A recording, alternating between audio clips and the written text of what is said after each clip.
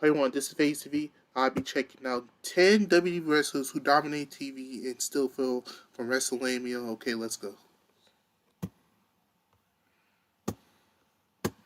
He's gonna stop me.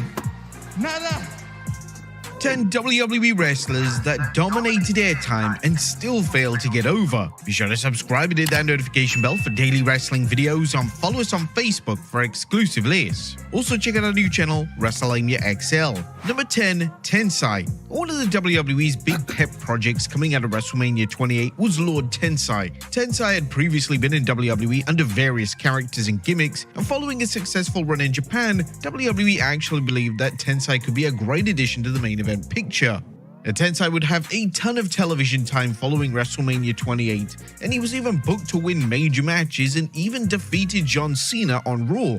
The issue though was that fans simply didn't care. Tensai was often met with chants of Albert, and the fans were fully aware that this was a man who was prominent in prior eras in WWE, just now with a shaved back. After some vocal resentment from the audience, WWE decided to call it a day with Tensai, and by the end of 2012, he'd been moved dramatically down the card as a comedy act. Number 9, David Otunga. Wade Barrett was without a doubt the star of the Nexus faction in 2010. However, David Otunga was another name that WWE believed could be a significant player for the company. Now, Otunga had a great look, and he was known for his marriage to celebrity star Jennifer Hudson, but out of this, it could certainly be argued that Otunga wasn't remotely ready for the main roster. WWE tried their hardest to get Otunga over, and they even had him win the tag team titles with John Cena. When WWE realized that Otunga's in-ring work was a key factor in him failing to connect with the crowd, WWE then decided to have him as somewhat of an authority figure on television. But this once again flopped, as Otunga was just so lifeless in the role, and literally anyone on the roster could have done a better job. After years of trying, WWE decided to eventually move Otunga over to a commentary role, and even Listen up. If you've been injured in a recent car accident, what you do next can make or break how much money you get. Here's the biggest mistake I see people making after Even this did little to excite the fans, so Tunga's dull commentary was often met with less than stellar reviews. Number 8, Heidenreich. Whenever a wrestler would enter into a feud with The Undertaker, it was a given that WWE would devote television time in order to get that wrestler over. And this was the case with Heidenreich, who was one of the most featured stars on SmackDown in late 2004. But the real issue was that his character was all over the place, and the small amount of aura that he had completely disintegrated the moment his matches started, as his in-ring work was abysmal. Following the feud with The Undertaker failing to get him over, well, to the extent WWE wanted, they would try a number of things to get him over. They would try turning him babyface and aligning him with Road Warrior Animal, but this did little in the long term to improve his status within the company. Jim Ross commented on Heidenreich on his podcast, and the legendary announcer summed up why the character failed. We thought, well, this guy is big and impressive and has a distinct look. If we can get him fundamentally sound and teach him how to do the basic rudimentary things in the ring that a big man would do, then we would be ahead of the curve. It's just that some guys have the aptitude for the business and some guys just don't. I thought John had a problem assimilating the nuances of being a pro wrestler performer.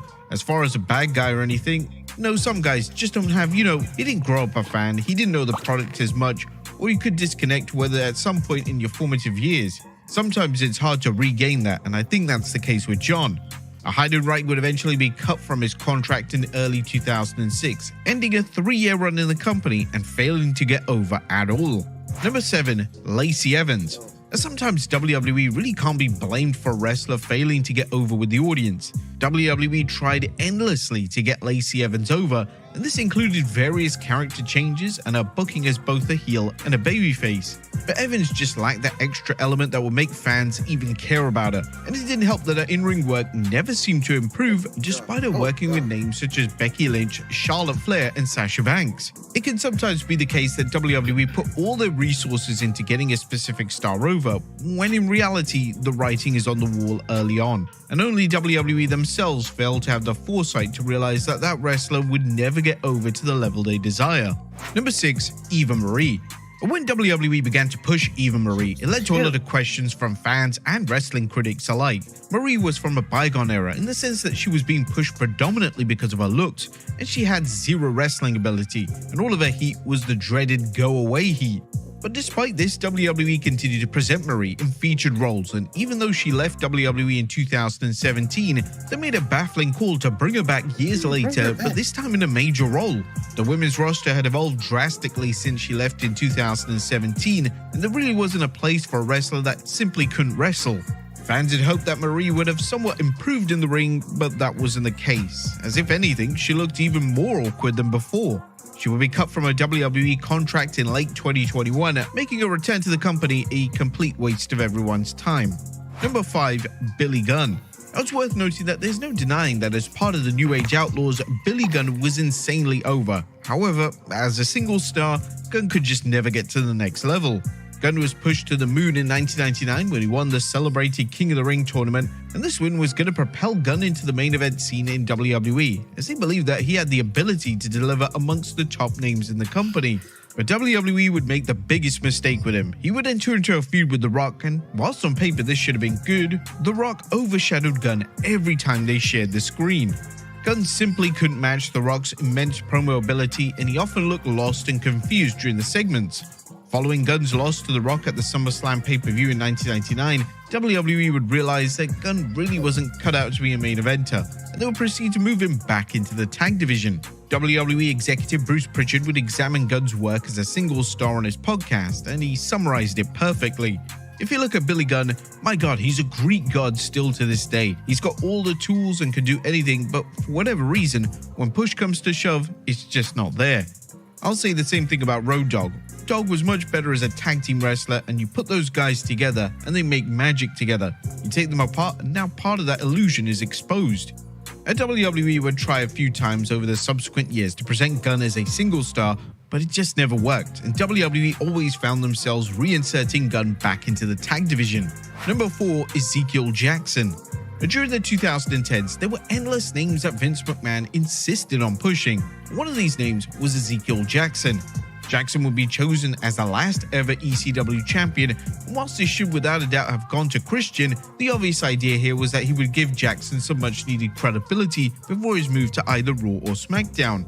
Jackson would eventually end up joining a stable known as The Core, led by Wade Barrett. WWE's vision for this stable was to simply make Jackson a main event star, but the fans weren't exactly pushing to see Jackson in a prominent role. WWE would go all the way with Jackson's push when they had him defeat Barrett to become Intercontinental Champion.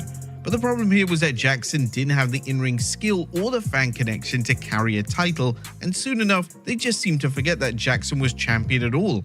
Jackson would eventually drop the title to future WrestleMania main eventer Cody Rhodes, and his WWE career would never be the same again.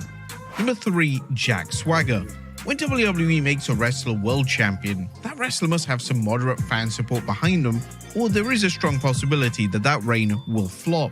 At WrestleMania 26, Jack Swagger was probably the least likely name to win the Money in the Bank briefcase, yet WWE decided to make Swagger the new Money in the Bank holder.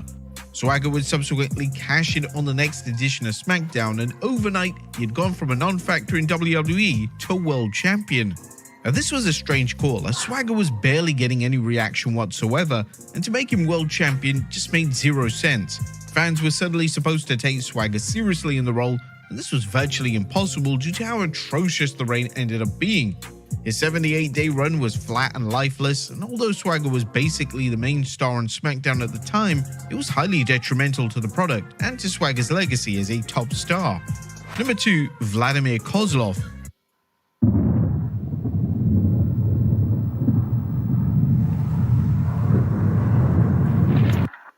One of the most frustrating parts of being a WWE fan between 2008 to 2009 was witnessing the push of Vladimir Kozlov. Kozlov was a generic heel that was propelled into the main event scene, and he was a name that rarely received any reaction at all. But despite this, WWE positioned him in prominent programs with elite names such as Jeff Hardy, Triple H, and even had him defeat The Undertaker clean. Around WrestleMania 25, WWE gradually realized that the push really wasn't going to work, but it was too late for a lot of the fans, as WWE had devoted so much time to a name that was now going to be relegated to a comedic role in the company. And number 1, Austin Theory. Austin Theory was one of the firm favorites of Vince McMahon during his final few years running WWE. This favoritism had somewhat of a justification behind it, as Theory was a fantastic in-ring worker and he definitely had a lot of upside. But with that being said, Theory wasn't getting the main event level reactions that WWE would have liked. WWE decided to outright ignore this and continue on with Theory's ascension up the card. When Triple H took over WWE, he took over a roster that had Theory as Mr. Money in the Bank. Due to this, the game virtually had no choice but to follow through McMahon's initial vision. Although it was apparent earlier on that Triple H wasn't high on Theory, he was still committed to booking him regularly on TV and even allowed Theory to defeat the legendary John Cena at WrestleMania 39. The match itself, as well as the build-up, greatly exposed Theory as he couldn't hold a candle to Cena, and it was seen as a waste that Cena put him over on the grand stage of WrestleMania. Over the years, it's been clear that Triple H has backtracked on Theory's push, and Theory's been an established tag team with Grayson Waller. Whilst this is a far cry from the days when Theory was going to be the next face of WWE and perhaps the next John Cena, this is perhaps the right approach to take, as fans are slowly beginning to invest in Theory once again, and he definitely has the potential to once again reach a prominent status in WWE. But there you have it, folks. 10 WWE.